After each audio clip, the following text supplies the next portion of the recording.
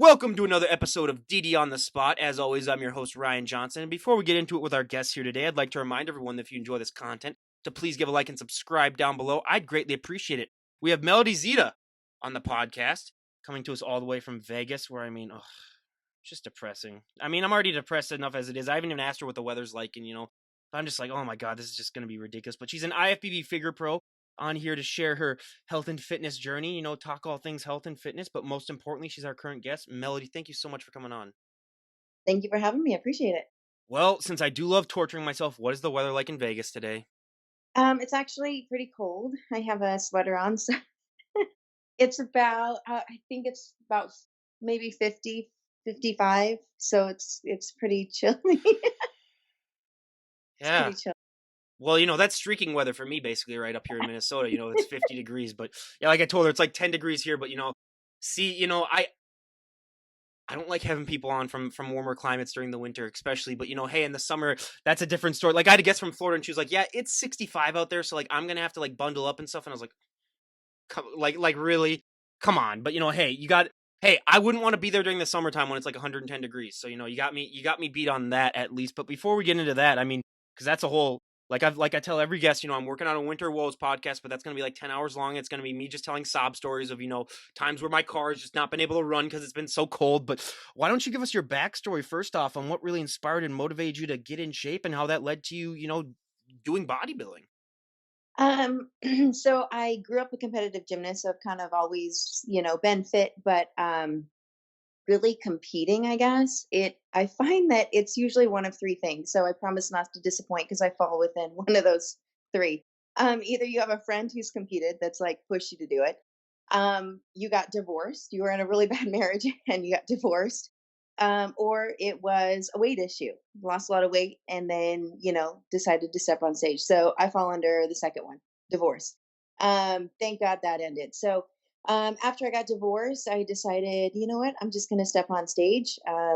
When I was 38 years old, 36. No, wait, I'm 38 now. So when I was 36, so 2 years ago, just decided to, you know what, I'm just going to do one show. Just want to do it. After I did that one show, which I did pretty well at, fast forward, I did 5 shows in 16 months, got my pro card. So here I am. Wow. Now, if you would have asked me, I would have subtracted about 10 years off if you would have asked me how old you thought you was. So the benefits of working out, everyone, there's, and those three categories, okay, you named them perfectly.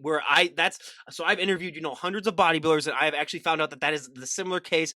A lot of it too, those like eating disorder stuff too, which I would have never guessed. And that goes along with the third one too as well. But yeah, you are definitely hitting the nail right on the head where I was like, yeah, it's either divorce or it's like extreme weight loss, or maybe they might have been anorexic, and then or they had a friend who's just like, oh, you should really do it. Where I've had so many of those where there's like, I just had a friend that just told me I was in the gym. Oh, hey, you look like you could compete. And then they're like, I don't know what that is. But when you were, did you have any information about bodybuilding before you got started into it, or was it something that you were just completely new with? No, so I would attend Olympia here in Vegas because we had a suite at the Orleans. So we would go every year and, watch Olympia. And that was during the time when Nicole Wilkins was the champ. So that's when I said, you know what, I think I could do that one day. But because of the marriage, I wasn't allowed to compete. So I never trained like I could compete, never trained like an athlete or anything like that. So no, it was just up when 36 years old, I decided I'm going to try this. So no prior experience, no. That's awesome. And one thing that I've also found with a lot of people that get started in this lifestyle is that when they do have that background, especially in gymnastics, because that's one of those sports where, you have to be in incredible shape to do. Do you find that background, even though you probably hadn't done gymnastics for a long time, but just that background of being in that sport really helped you when it came to developing, that body for bodybuilding, because you are already like a very muscular person if you're a gymnast? Yeah, I think it definitely did. And I think that, all of those years of competing and eating a certain way, even though I wasn't active in gymnastics for a great number of years, when I jumped back into the gym as far as prepping for a show, the muscle memory. And I think that you've already conditioned your body for so many years to respond a certain way. It just adapted and shifted. And I think that's why I was able to pack on a lot of muscle and change my physique in a shorter amount of time. I did have a lot of people, question about how I was able to make changes so rapidly in between shows because it was literally one right after another. Um, and it was honestly food and a lot of hard work, and people don't really give credit to that. So, yeah, I think the history of that is what made me, be able to propel a little bit faster. Yeah. Well, and it sort of brings me perfectly into that myth and stereotype that we talked about before we started recording that I love to bust every single time I do this podcast is that, it's gotten better the last 5 years due to Instagram, but there's still so many women that have that fear where, the moment that they walk into the gym, they look at the weights, they just assume that, hey, I'm just going to put on, 40 pounds of muscle just from looking at them or that, they got to go run to the treadmill. But did you ever have that fear when you were getting started? And even if you didn't, I bet you still hear that excuse all the time. How do you like to respond to that? I never fear that because unless you are taking a bunch of stuff, Or the most genetically blessed person on the planet where I was just like, you're screw you then. yeah, but even so, you're not going to pack on the muscle like that. And I think that a lot Instagram is a great tool. I think it's a great way to spread a lot of positive messages. But on the flip side of that, I think it's also a way that makes people feel inept and scared because they look at these photos that some people, including myself, maybe took 50 shots to get the right angle. I don't put filters on stuff, but some people put filters, whatever, and they're very intimidated by that. In reality, when you look at somebody in the gym who's a bodybuilder, you're like, oh my god, they look really awesome. So I think it's really just a misconception through online social media platforms that makes people women think that they're going to put on a ton of muscle because that's the way the photos look. But when you stand next to somebody, you're like, wow, they're really not that big. Well, and that's especially for me because I'm 6'3". So some of these guests that I have on, they're like less than a foot taller or less than a foot shorter than or more than a foot shorter than me. Where literally I was like, yeah, I could basically bounce you like a basketball if I walked up to you and stuff like. So it's like that's another thing too is that yeah, some of these people on Instagram, you look at them, you're like, God, they must be like 6 feet tall, and then you talk to them, and then they're like, yeah, I'm 5'2", and then it's like, oh, okay, yeah, that makes a little bit more sense. But yeah, and then the number one thing that I hate to hear is the word tone because I hear that so many times, and it's like what do you mean when you say toned? Oh, I just want to lose some fat, tighten things up. And it's like, well, what do you think's going to be underneath that fat? Do you want it to just be skin and bone, basically? Which some people, if you want that, more power to you. But yeah, that's one word that I think needs to be erased from the English dictionary, or it needs to be, just updated so that people understand that when they say tone, they really mean muscle. But on top of that, one thing that I think impacts women so much more positively than men is that confidence boost that working out gives you. Because we've heard hundreds of stories on this podcast of women who have it's just really been that one thing that you can take from the gym and use to impact every single aspect of your life in a positive way. How have you taken that confidence boost that working out's given you and use it to impact your life? Um, I've always been a pretty confident person, very outspoken, very sarcastic. If anything, it's my sense of humor that gets me by every day. But just applying it to everything from work life. I have a full-time job career, so bodybuilding is something I do in my spare time. So I say I have two full-time jobs. But I think even more so, the impact that I've seen is in my work environment, and it's my fellow coworkers who have started to eat better, not because I've said anything, but just because they see what I eat, they see the energy and the confidence. And so that's been really and more inspiring for me is to see the impact that I have on people when I don't even try. So it's just that confidence to carry, and then to see other people shift and change um, internally is more important. So Like we talked about before, this is so much more of a mental sport than it is a physical sport. But it's just that's something that we'll get into briefly here. But I love to talk before that about genetics because that's the one thing where everyone is on social media these days, and I hear it all the time. Oh my God, I want his arms, I want her abs, I want their back. And it's like you can only be the best version of yourself. I don't know how many times I have to shake people down and just be like, you don't know how they got to that look. You don't know, what their diet's like. You don't know how hard they work. And it's just so many times I have people that have that belief that, hey, if I work out just like that person and I eat just like that person, I'm going to end up looking just like them. Where it's like, good luck if you really think that. And, 99% of the time it's not going to work out. But when someone's first getting started, they always have that one body part that really, really takes off that they don't have to train as much. And they have that one body part that just drags behind that they have to train to oblivion, I should say. For me, I'll give you my examples first. My back, just because I had jobs all throughout college of working in warehouses where, you either got a nice back or you quit. Really, that's the two options that were presented to you. But being also 6'3", my legs and my lower body are just absolutely shot where I could train them into oblivion. I mean, I could inject pure muscle into my legs and they wouldn't gain an ounce. I mean, it's just one of those things where I'm like, what's going on? I could do 10,000 calf raises. Don't even get me started on calves. That's the number one genetic thing. Either you got them or you You don't. either got them or you don't. There's no in between. I mean, I don't care what anyone says, but what were those body parts for you when you were getting started? Shoulders. I've always had very big, broad shoulders. Just from, I think, from gymnastics, they've just always been there. So, I still train them like crazy because they're my favorite body part to train. But, and then I would say my legs. Looking back at my first show photos, definitely my legs. I didn't really neglect legs, but I didn't train them as much when I wasn't prepping for a show. Like any excuse to like, oh, I'm gonna skip leg day, I would. So I had to train my legs, which I did like crazy. And now it's my favorite body part to train. So shoulders don't train as much, legs train a lot. Oh my god, I hate training legs so much. I mean, just for me because there's so much movement. Like squatting for me is just a. I need to make a video of me squatting just to show people like how length because I'm all like I mean my arms are like the longest part of me really basically where it's just it doesn't it looks so weird but yeah, I did a time under tension leg workout a couple of weeks ago for New Year's. Never again because I woke up and I took 3 steps from my bed and I basically fell over where I was like, yeah, this never doing that again. But I do have to ask because the number one body part that we hear of is shoulders for women. That's the hardest thing for so many women to grow. Where I mean, we have had a couple people on like yourself who are just blessed where they have nice shoulders. But what does a shoulder workout look like for you? Because I can guarantee if I don't ask you that, I will get comments down below be like, Ryan, why didn't you ask her that? I've been looking for this my entire life. Someone that actually has nice shoulders that doesn't have to work them as much. So I recently started a new program, but what it has been up into this point is shoulder press, military press, lateral raises, lots of lateral raises, front raises. Um, those are pretty much my staples. The lateral raises, I'll do leaning. I'll do bent over for reverse, fly, even on like that bicep curl machine. I'll just get rid of the handle and do reverse.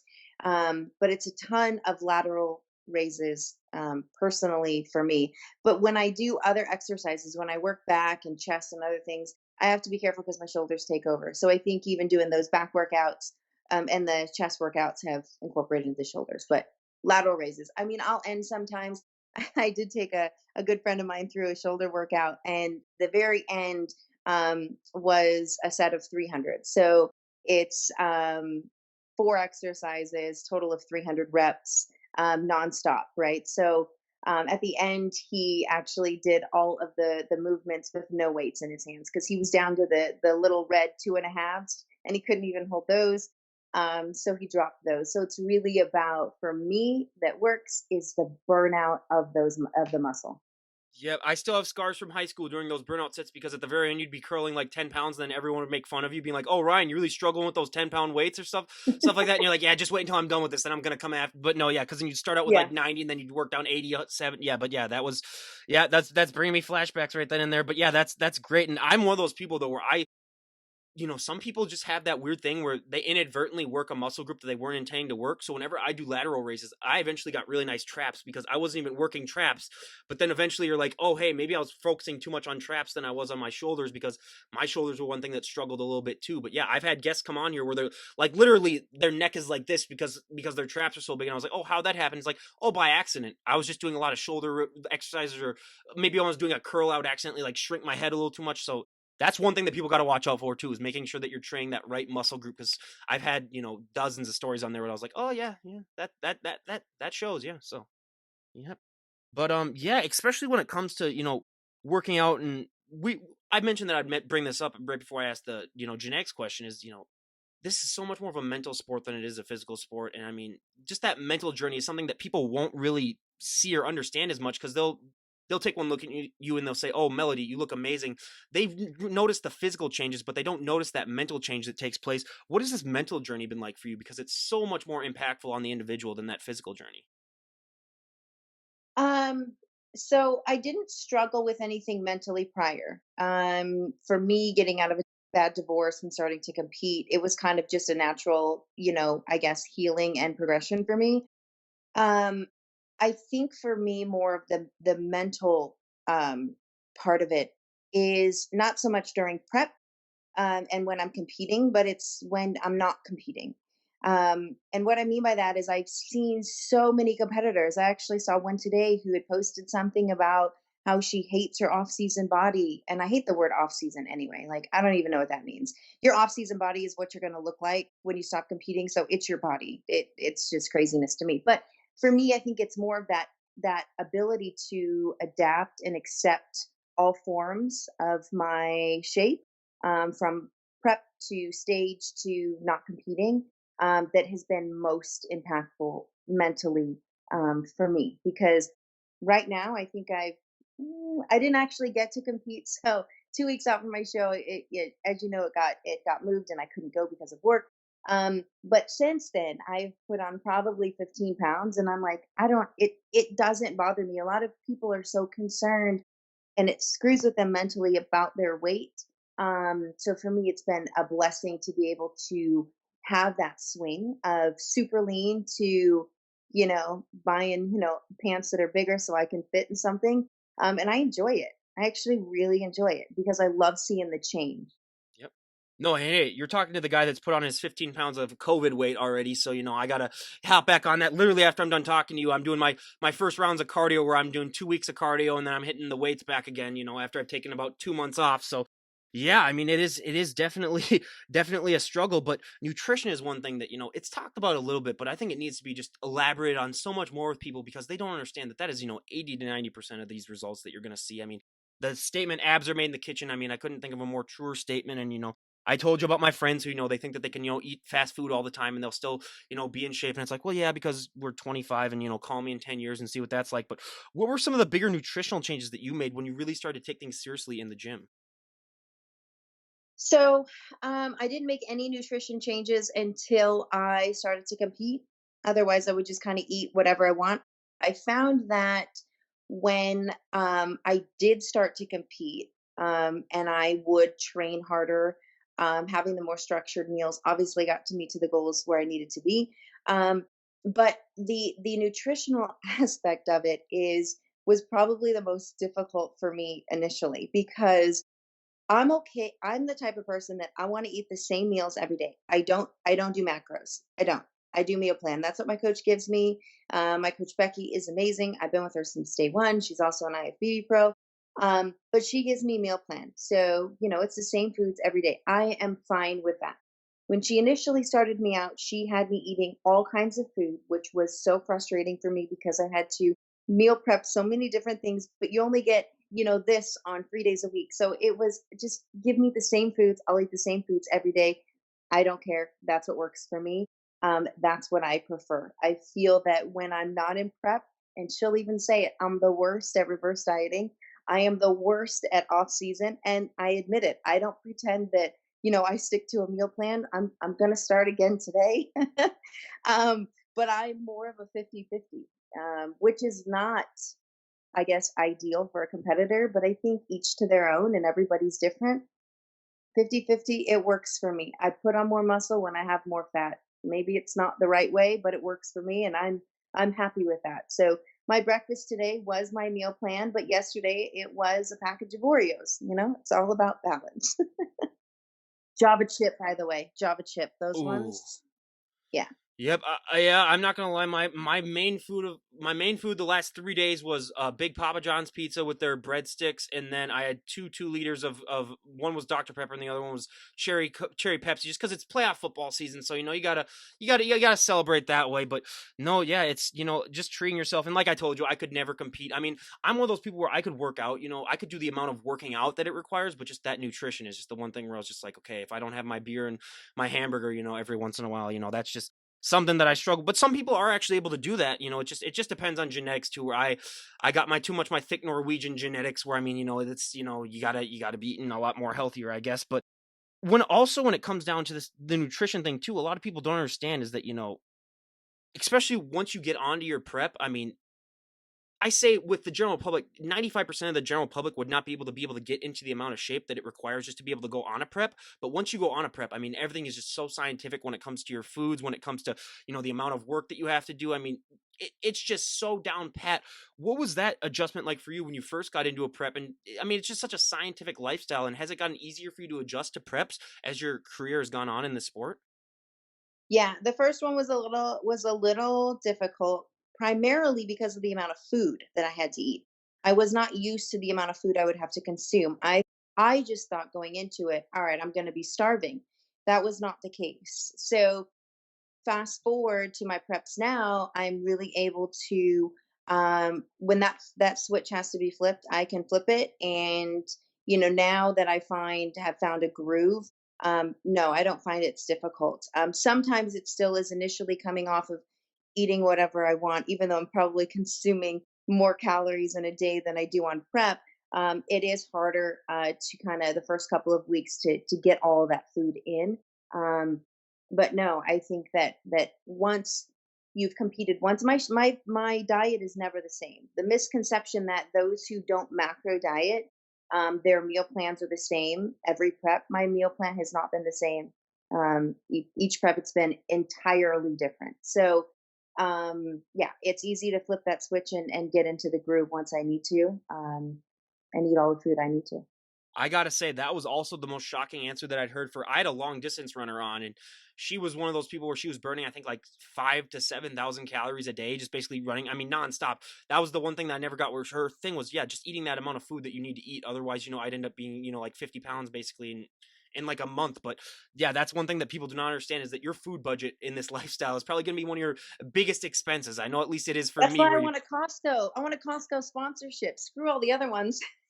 I mean, yeah, you're gonna be buying in bulk for a lot of things. And when I used to work at Sam's Club, yeah, we had a couple of bodybuilders that would just come in there, especially when they'd have like the chicken at like half price. You'd be like, okay, this is bodybuilder day, basically, where you'd have all these bodybuilders coming in, just fill. And I'd be the one where it was funny though, because one time it was a guy coming in, and he asked me to help him load his car, and I took one look at him, and I was like, you sure you need any help with that, sir? Because he was massive.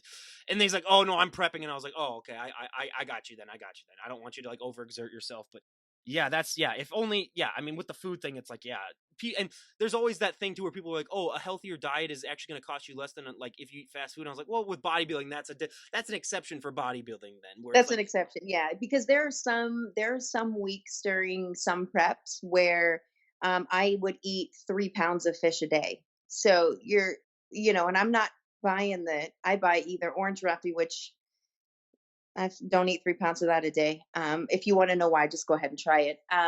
But I buy the better fish, so that costs me hundreds of dollars a week just in fish. So yeah, I live in the land of 10,000 lakes, so believe me, I know what happens when you eat a little bit too many fish. We don't need to elaborate too much on them. And anyone, you can look it up, and don't ever try yeah. bass. That's all I'm gonna say. Don't ever try bass. When I was a kid, I accidentally tried that, and that's a bad thing. But yeah, I'll have. So it's funny because our Minnesota Twins baseball team in our stadium, we're the only stadium in the country that serves fried walleye. Is one of the things that you can have. I don't like it though. I mean, walleye is one of the best things to catch. Believe me, I'm a huge fisherman, but yeah. So the moment that you mentioned fish, I was like, oh yeah, I know exactly what she's talking about, but I'm not going to elaborate on it. But No. the one thing that was the most shocking for me that I would have never guessed in a million years, well, if I didn't have that background in bodybuilding, like I told you, where I had friends in college, is that the one thing for so many of these competitors is the hardest thing for them is posing. Would have never guessed it in a million years. That it's harder than your working out. It's harder than your nutrition. I like to compare it now to being a perfect driver, where you can be a great driver. You can never be a perfect driver. You can be a great poser. You can never be a perfect poser. It's always ever evolving. What has your experience with posing been like? So it when I first started, I my very first show, I didn't really practice that much. And my coach kept telling me, you gotta practice, you gotta practice. And I was like, what? You just go up there and you strike a couple of poses. Like it's not rocket That is science. everyone's excuse that has never competed in bodybuilding. That is their main thing, where they're just like, oh, you just got to go up there and you just, throw up a couple of flexes and stuff like that, and then you're good to go. I hear that so many times. So looking back, yes, posing is a huge part of it because you can work so hard and not pose right for your physique and not show off the best that you have and hide the areas that maybe aren't the best, and completely, just tank at your shows. So posing is really important, but I see a lot of people aiming to pose like others, and it doesn't work that way. Just like you're not gonna develop like other people, you're not gonna naturally pose. You have to find, which I've found, thankfully, what your rhythm is, and you've got to be your own unique individual on that stage. With even the mandatory poses, there's a way to do it in which it's unique to you, and you'll stand out. So super, super important. I've had some guests on here where they literally just talk about, "Oh, I just look at who won the Olympia or whatever last year," and I was like, "Oh, if only I can like focus and like try that on pose." And I was like, "Well, there's a reason why they won that Olympia. It wasn't just because of their posing; it was because of the way that they looked while they were doing it." I mean, I could do Jay Cutler's posing. I can guarantee you, I'm not going to do as good as he did right now. The way that I look, but yeah, I love that you brought up. It's all about the illusion too, and highlighting in the body parts that you're really great at, and the maybe trying to hey, don't look so much at my calves, look a little bit more up here, don't look so much down there, which is another thing too, where people don't like. If I have like physique compares on here, like if you're doing like a front double, you're not just flexing your arms. You got to get your legs perfect. You got to get your chest I mean, it's your whole body has to be flexed. And that's something that the general public doesn't understand. And the fact that, I mean, just being able to flex for a certain amount of time is harder than most of the workouts that these guests do. How long into your journey before you felt you developed that conditioning? Because if you were to take someone from the general public up on stage and have them flex, they'd last for probably a few seconds, but you're up on that stage for sometimes for minutes at a time having to be in a pose. Yeah, the longest for me was USA's, and then at NPC Nationals where I got my pro card. And, it's a constant shuffling, when you're, the comparisons, and it's very, very tough. And if you haven't conditioned your body to remain in a certain position or a pose, for a great amount of time, when you're up on stage, you start to cramp. You can start to cramp. I've thankfully never cramped, but it's very, very exhausting. You start to sweat. Sometimes see stars. It takes a lot out of the body to really hold those poses. So yeah, it's super important to work on those and hold them for long periods of time. So it took me, yeah, it took me. I'm still not where I need to be with posing, but something that I continue to work on. Well, and especially with figure competitors, the moment that I saw that, you were a figure pro, I was like, oh my God, this must be. I mean, for so many figure people, flaring of the lats, especially for women, that is the hardest thing for them. I mean, that's one thing that we hear of all the time that takes years upon years. What was that journey like for you, sort of getting to flare those? Because for some people, it happens, like that. But for the vast majority of guests that I've had on, I mean, it's a year, at least a year long process. It took me a long time, even after I got my pro card. I then it kind of clicked because my shoulders are so big that I naturally would pose flex the shoulders. Figure competitors actually don't flex the shoulders ever. So it's pulling out those lats, and your shoulders, your arms kind of sit on those lats. Your shoulders will naturally pop once you get them to a certain area. But that was my biggest thing, is I got to flex the shoulders, and I would hide my lats. So it once you get it, but it's very difficult. Yeah, I like to compare it with like riding a bike. Once you learn it, it's impossible really to unlearn it. But out of your figure poses, what is your favorite pose and what is your least favorite pose? Okay, so least favorite pose, I'm going to start with that, is probably just the back pose. I know it's the same as the front, you're just turned around, but that's one that I've really been working on. And plus, my whole posterior chain kind of needed to be brought up, which I've been working really hard on. I did have a back issue. Turns out I've got mild scoliosis going on. I couldn't walk for a couple of months. That was February, March, and April of 2020. So I was even be able to have come, prep for a show last year and even be able to walk was a huge accomplishment for me. So anyway, I did develop my back quite a bit, so I'm working on that. Least favorite. My most favorite is going to be kind of the front, after the front pose, when I transition into the side, not the mandatory, but the model ones. That's kind of like my favorite. And I have my own little, I guess, like swag to that. So I feel very confident and comfortable with that. Well, I was gonna say if I ever competed, the back would be my favorite, just because that's the one pose where you can put your smile down, where you can just be like, okay, I can relax. Because people don't realize that for a lot of these people, your jaw muscle is gonna be the most so thing after these shows because you have to smile the whole darn time. But Yep. the one thing that I always say, why do they have to make the women do this? I mean, they go through enough already. Is wearing those damn high heels. What has that experience been like for you wearing those heels? Because for some people it comes naturally, but then for others, it's like that's one of the main reasons why they move up from figure to physique is because it's like, oh, I don't have to wear those heels anymore. Yeah. For me, it's fine. Like I said, I work, and I've always worn heels, so wearing heels is not an issue. Although those heels are a little bit different. I found that the shoe They're fairy, stripper heels, let's be completely honest, they everyone. they That's what they are. are, yeah. They are, yeah. Yeah, I got mine from Little Darlings. No, I didn't. The Shoe Fairy, their shoes, you got to find the right company with right shoes because they're the plastic on them. Your feet start to sweat, they hurt. But the Shoe Fairy has really great shoes, so finding the right shoe is key. Yeah, no, that's and again, that's why when I have guests on that are more my height, I'm like, "Why are you a figure competitor? Like, you must be like 6'7" or 6'8" in those things where it's I did have a guest on last week who was 6'2", and then she was like 6'8", 6'9", and those things, and I was like, "Oh my god, you need to." But yeah, just that it's just the little things about the sport that people do not understand, especially with like the posing and the high heels that I love to bring up. But scoliosis, oh my god, like how are you able? Like you said, you weren't able to, do anything really for like 2 to 3 months. What? How are you all of a sudden able to start prepping for a show? Because that's the most amazing part of your story out of anything you've said so far. So I woke up in one day. So in February, we had an event at work, totally fine. Went home, went to bed, woke up. My back was hurting, and I'm like, that's really weird. I hadn't worked out because I had been preparing for this work event, so I had worked out for a few days. Um, and then the next day, back was hurting, so I kind of left early, didn't feel well, whatever. The next day, when I got up, I literally could not walk. I couldn't get out of bed, and I couldn't walk. So I went to the emergency room, they did some x-rays.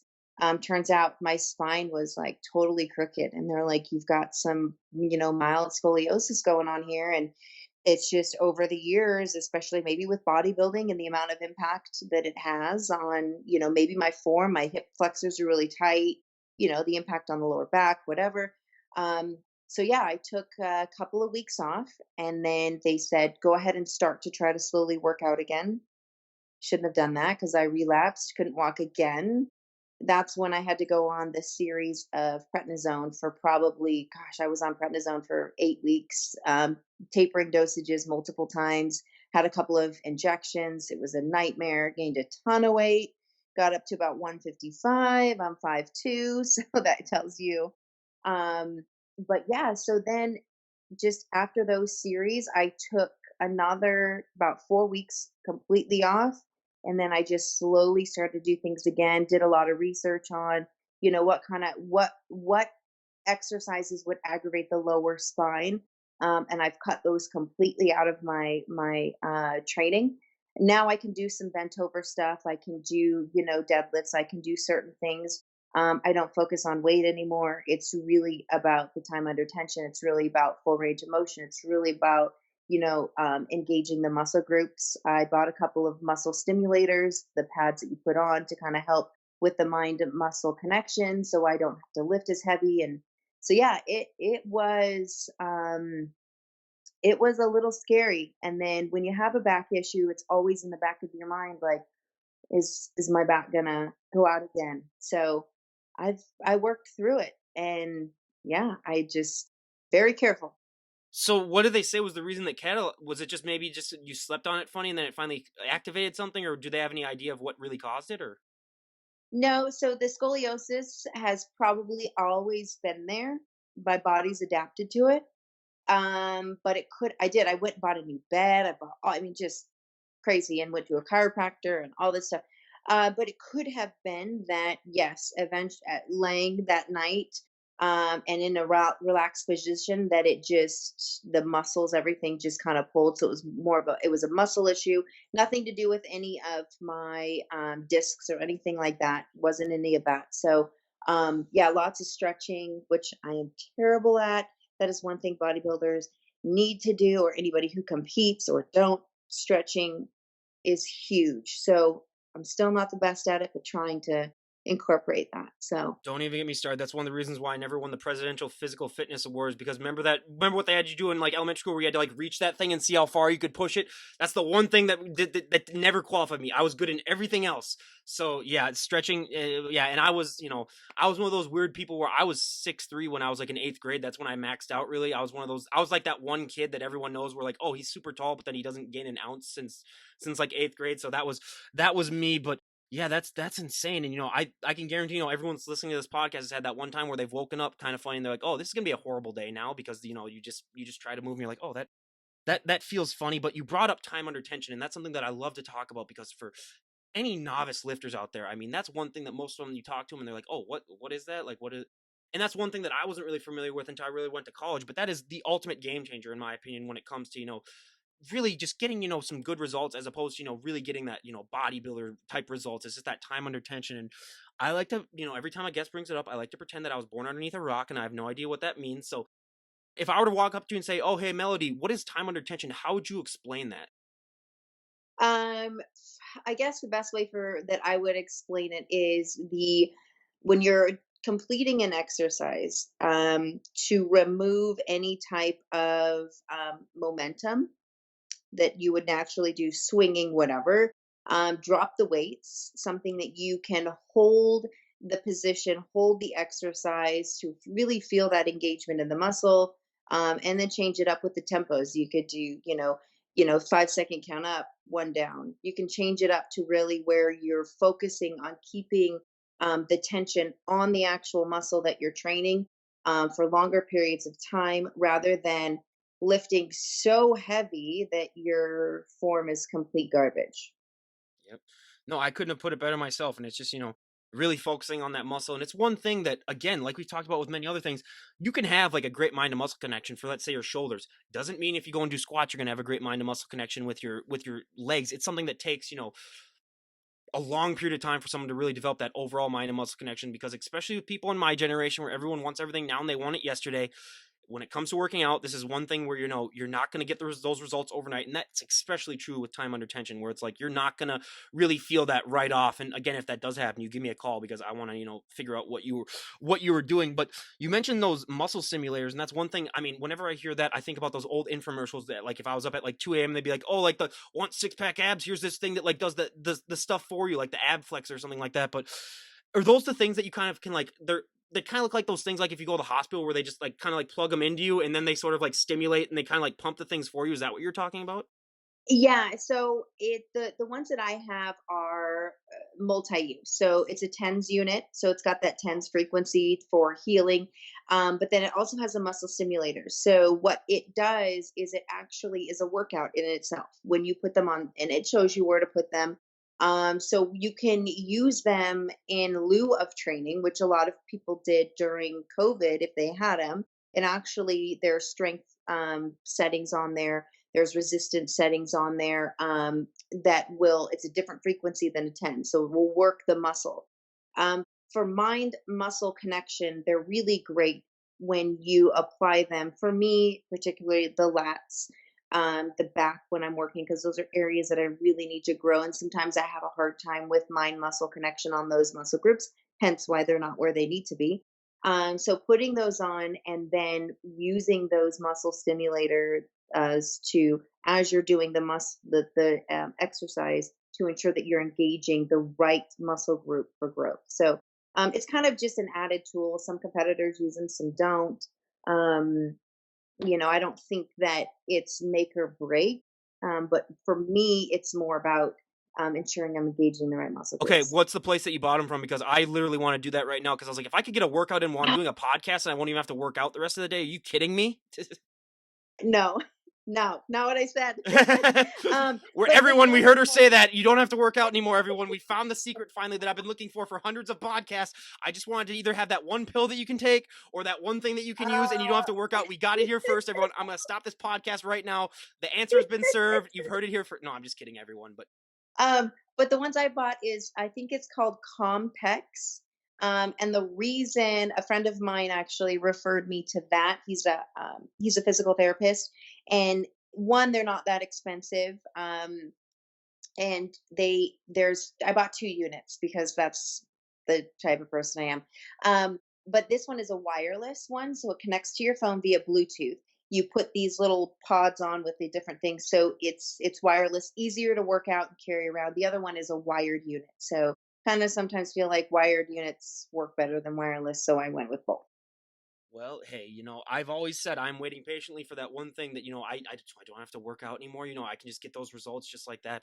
No, everyone, and yeah, people sometimes have that thing where they're like, "Oh, I just can't wait for that," but it's like, yeah, you're gonna have to wait a little bit longer than I guess everyone. But you mentioned massaging, and that's one thing that isn't talked about at all, really. If you look on people's social media, but it's the one thing that I mean, there's almost no better feeling in the world if you get a good massage. Like I remember I used to have like back workouts where I would just like be like, I would just lay on my bed, just with belly first, and then I'd get like one of those like heating pads, and I never really have gotten massage, but I mean, do you get massages often? Because I know for bodybuilding, I mean, if you don't get massages, I mean, that's almost unheard of. But what does that look like for you? Because there's so many different techniques too. I mean, there's the cupping, there's some of those massages where you look like you just got the crap beat out of you, where your back is completely like basically like purple, basically, and your whole body is basically just all beaten up. What massages do you like to get? So I go to Kevin. He's here locally. He works on a lot of competitors.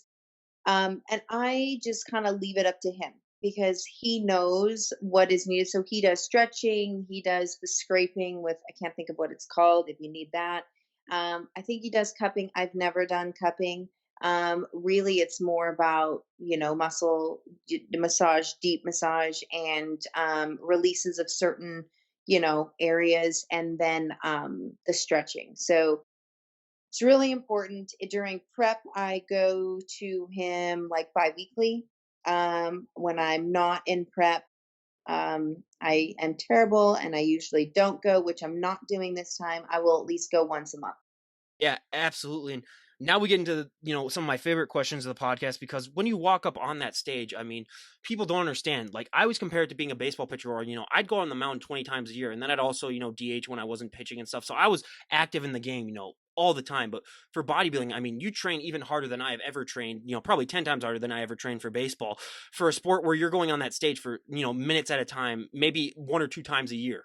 Basically, if for some people are able to do it more, but so what is that feeling like for you when you finally walk up on that stage and it's the cultivation of the months upon months of hard work that you put into just for that specific moment? What is that feeling like for you?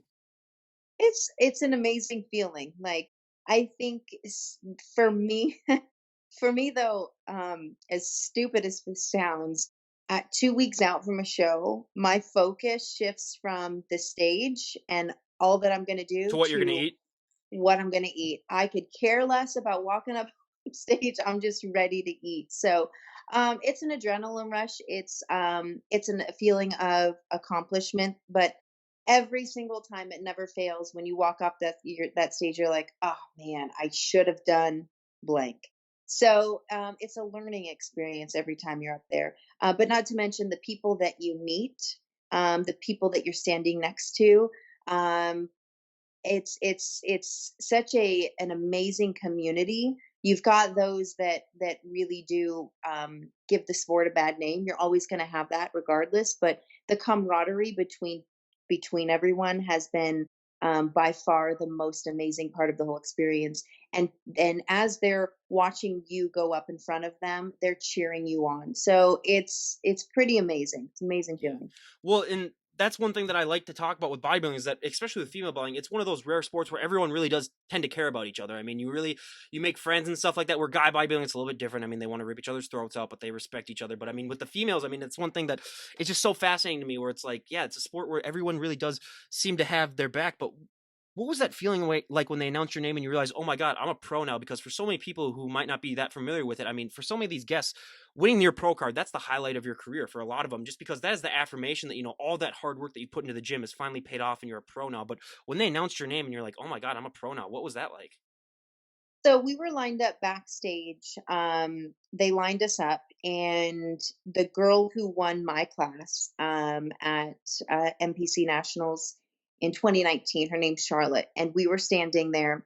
And I remember thinking, "This is the lineup." I felt like, "Okay, I'm second. She's first." So I felt pretty confident. But I turned to her and I said, "I think I'm not sure. I think this might be, the lineup of how it goes. And if it is." I want to be the first to congratulate you on your win because you look amazing. So for me, I was excited because I traveled all the way to Miami. I'm like, oh God, please don't let me travel to Miami and not get my pro card. That was the big thing for me. And I had a couple of really good friends who flew me first class, so it was kind of like a really cool experience for me. But it I was emotional, but I felt like I it was funny because up until that point, I felt like I want to get my pro card. And then when I got my pro card, and I think it's natural, it's like, you know what? I can't wait for my pro debut. So the constant, I don't want to say never satisfied, but the constant progression for me, it was like immediately I thought, okay, well, what's next? Yeah. No, and that's obviously that's the attitude that really separates a lot of the winners from the people that are just like, and we've had some people where I mean, it's a fine attitude to have where if you're just like, "Oh my god, I won my pro card," it's almost done for me where it's like this is what I came here to do. But yeah, that's one thing that I think really separates the people that you'll end up seeing at the Olympias, the ones that are just like, "Okay, what's next?" I mean, yeah, this is a great thing that I accomplished, but next up, and you see that with a lot of the professional athletes where after they win one championship they're like, okay, let's win a second one, where if you're a Minnesota sports fan like me, you're just waiting for that one championship so you Wait can for the just one. you're just waiting for the one. I could care less. Like I've told people, I mean, if the Vikings win one Super Bowl, I might not even watch them the rest of my life then because I was like, okay, my journey's complete. Like I can no longer do anything. And so in my entire 26 years I've been on this planet, not one Minnesota sports team has ever even made it to a championship game. They've all made it to conference finals, not one championship. But hey, I mean, you're in Vegas, so I mean, you have what now? You have two sports now to root for. But hey, you had the Golden Knights make it in their first year to the Stanley Cup final. So I was like, what the? Yeah, that was ridiculous. But I was a big fan. I'm a big hockey guy, especially being from Minnesota, where I mean, you're basically born with blades and a stick. But yeah, so that's see, I'm a tangent freak right there. So I'm trying my best to try to steer us in the right direction. But on top of that, I mean, you mentioned it before. I mean, post show rebound's a big thing. Post show blues is another one too, where I mean, it's just one thing that's not talked about. Where another myth is that, so many people have that belief where, oh, they just must look like that 24/7, that look that they present on stage, because people just assume, oh, they've worked their butts off to look like that. They just must be able to maintain that year round. Some people try to do that. And first of all, it's not healthy for you. You're going to have a much shorter career in this sport. And there's a lot of health issues that are going to come into play because, especially women, you're not supposed to be at that low percent of body fat. I mean, especially for women, but I mean, it's just so many things that I mean, mentally that go on in that, but has it gotten easier for you as your career has gone on to accept that, like, hey, this look that I present on stage, I'm not going to be able to maintain it? From the get go, I've never once wanted to keep that look year round. Never, because I am, and this is not a shot at any other competitor, but I'm not that naive to think that that is a sustainable look for a female competitor. Bikini is different. Bikini competitors are different. They work very hard. They do, put on muscle, but they stay very lean. But it's not the same type of lean. They stay thin. They don't stay extremely lean. Figure competitors and above, there's just a whole different level of leanness when you're on that stage, and you can't stay there. So that's what I think the biggest misconception is that those competitors do stay lean, and when they do, they're looked at as reverse dieting correctly. They're looked at as taking the sport seriously. In my opinion, when in reality, you know, it's not. Like, you have to give your body a rest. Even when I did 5 shows back to back in 16 months, I would take 2, 3 weeks, and I tell you, I would put on 10, 15 pounds in those 2 to 3 weeks, work really hard, cut back down. Was it the healthiest way? Probably not. It's hard on the body. But yeah, I personally don't like staying super lean. It's just I don't. I mean, you're going to be like our 410th guest when this gets published, and you'll be like our 310th, 320th bodybuilder.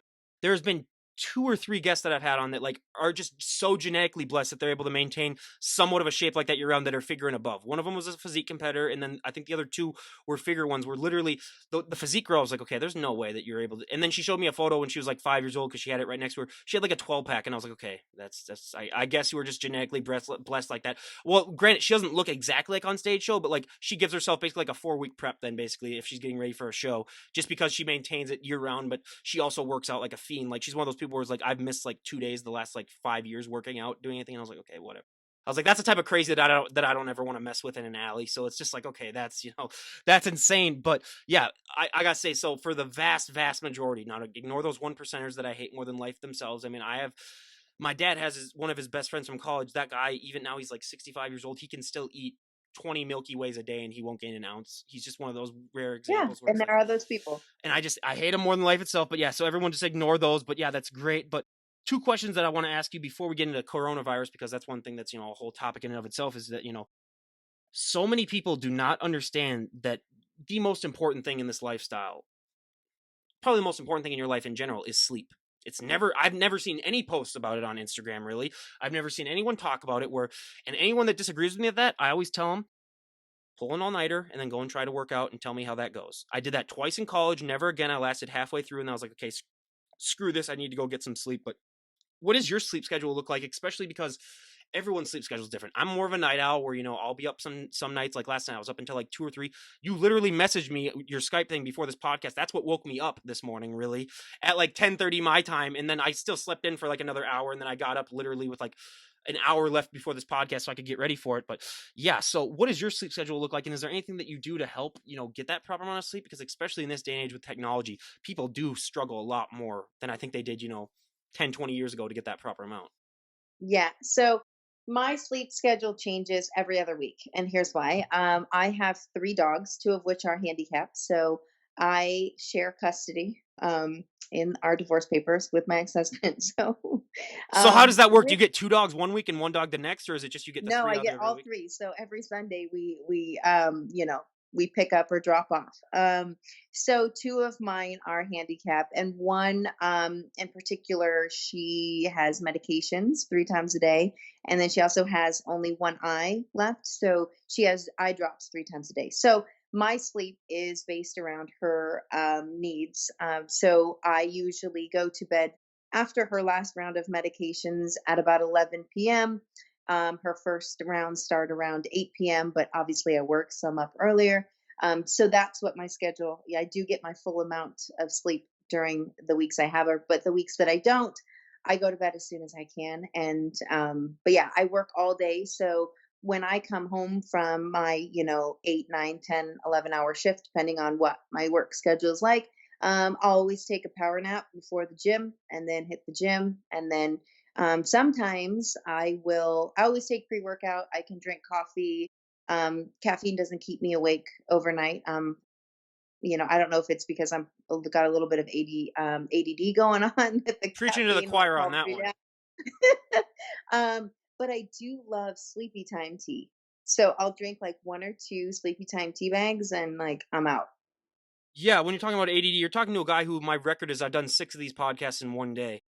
And so that's a special kind of person if they're able to talk, for basically like 7.5 hours, through just nonstop. But so I granted that you're not really able to take that much melatonin, which is my go-to because you'd be like dead asleep. I told my roommate in college, I said, if there's a fire alarm, if there's an active shooter, if there's anything, you're gonna have to punch me in the face to wake me up. Really, that's the only way that you're gonna really get me up through that. But now we go to my number one pet peeve. I mean, it's a trigger word for me. Basically, is cardio. Hate it more than life itself.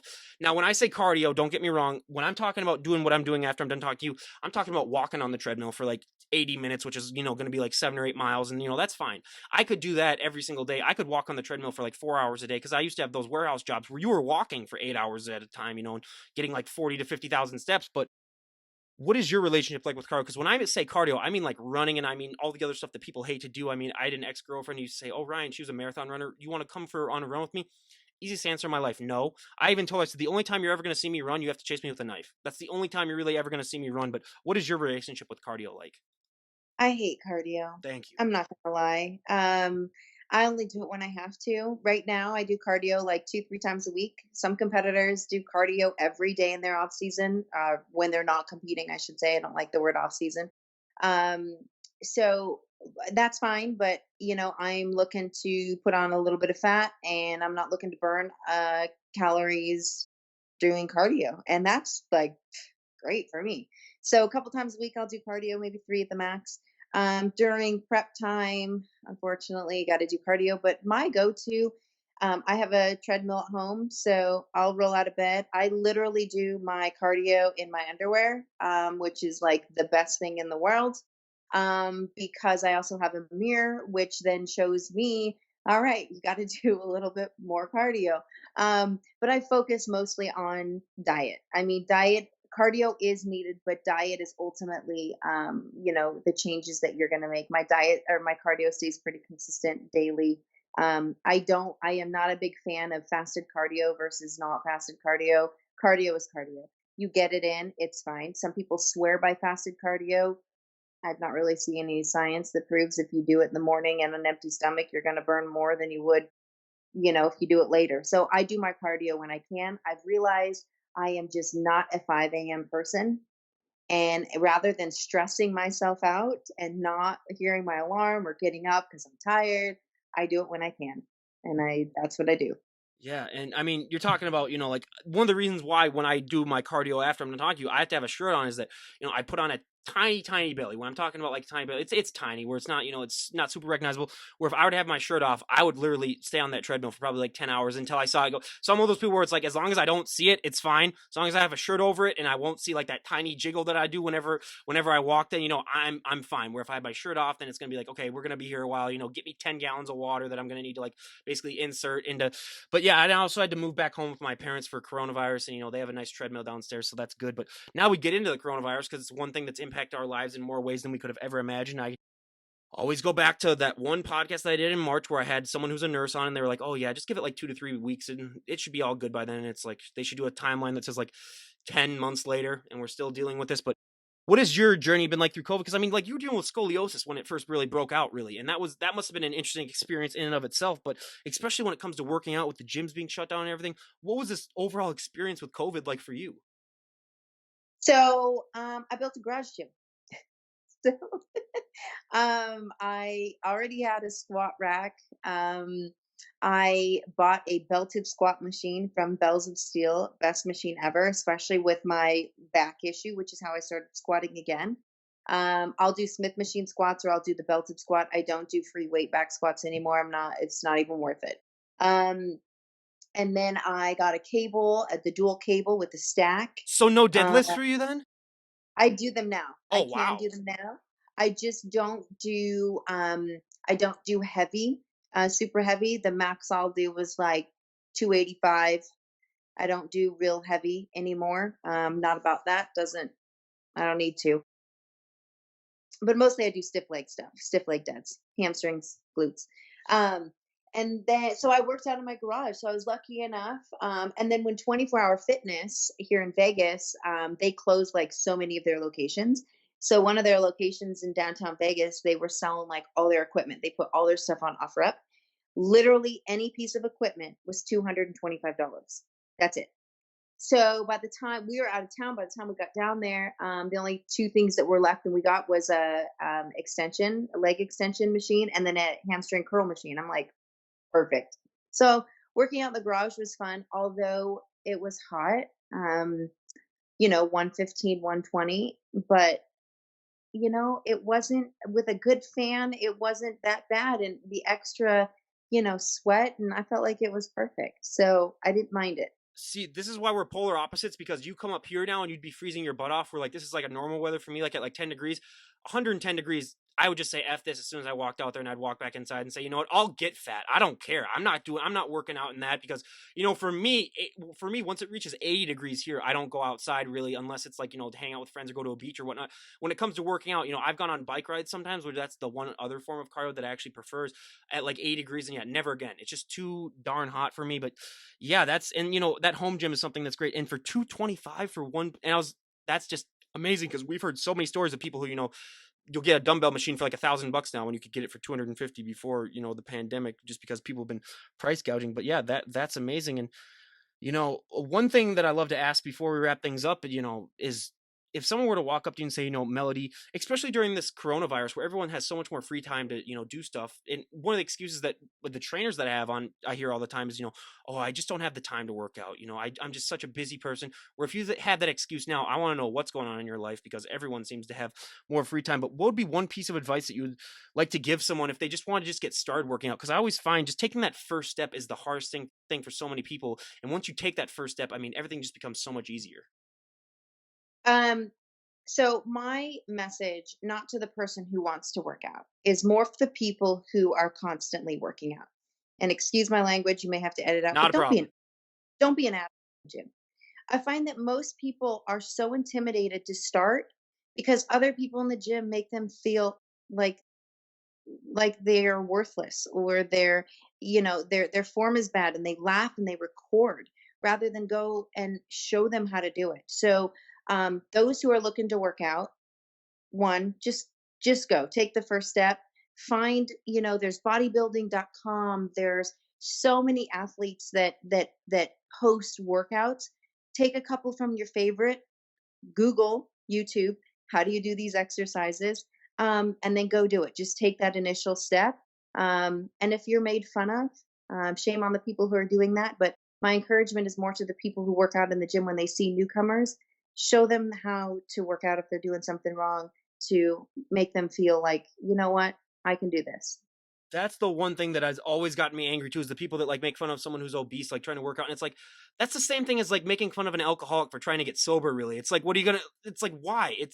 It's like you never make fun of someone who's trying to better than, no, again, never make fun of anyone just in public anyway, if they're like obese, but especially if they're in the gym. I mean, I just don't get that. They're trying to change. So that should be the most, you should be happy for them and, helping them any way they can. So I personally never did get that myself too. But and one thing that I always found so fascinating about this sport, especially for females, is that, I mean, the way that you look even right now in your off season, like if you were to take that sweater off and walk out in public the way that you're dressed, then I mean, it's a weird reaction that you get just because people are so, they're like, oh, what is that? That's interesting. Because whenever someone sees something that's not really the norm for them, and especially when you're in prep, I mean, what is that like for you walking out in public? You sort of become like a mini celebrity. And what's that been like, sort of getting used to the fact that, I mean, you are going to get some stares and stuff like that if you're, visibly showing off anything really of size in public.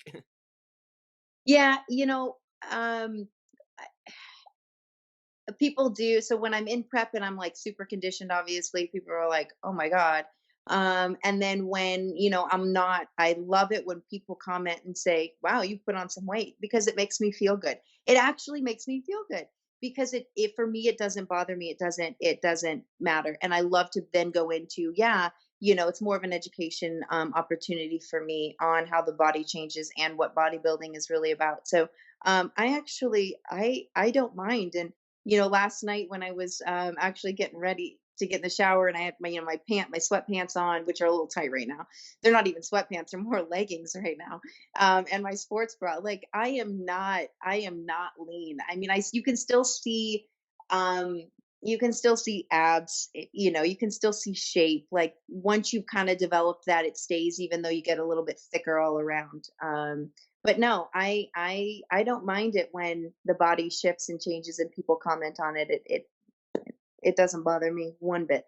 Well, and that's great too. And yeah, I mean, it's just, yeah, it's one thing that a lot of people I think got to get used to, but then it's another one where, some people, yeah, like you, they just embrace it and they say, hey, they're going to comment what they're going to comment. But yeah, that's just so fascinating. And the final two questions that I love to ask before we wrap things up is, if someone were to walk up to you and say, Melody, we made the decision, you can change one thing about the sport of bodybuilding and everyone would go along with it, what would be the one thing that you'd like to see changed? Um, oh, geez. Okay, so we got to change something about the spray tan.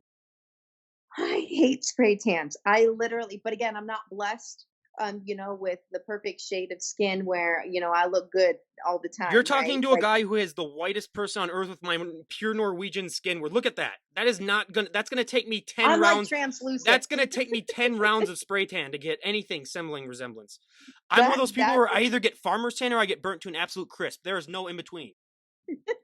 so I'd say the spray tan, but also I think if I could change, okay, so if I could change one thing though, really, as it pertains to female bodybuilding, and female, divisions, is the commingling of those competitors that cross over. I think it frustrates me because each to their own, but and some, not everybody needs it. I know a figure competitor. Now she's going to be women's physique. Her name is Ashley Jones. I'm sure you've seen her. If you haven't had her on your show, you need to have her. And she is a natural athlete and she is a genetic specimen, right?